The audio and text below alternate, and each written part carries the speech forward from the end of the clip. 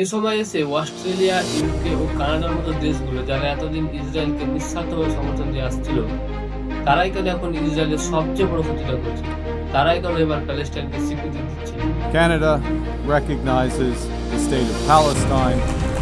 Recognises the state of Palestine. That the United Kingdom formally recognises the state of Palestine. আর কেনই বা Israel এবার কাতারে আক্রমণ করলো?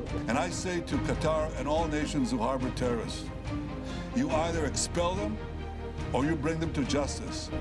Because if you don't, we will. কেনই বা সৌদি আরব এখন পাকিস্তানের সঙ্গে মিলিটারি ও ইকোনমিক ডিল করছে?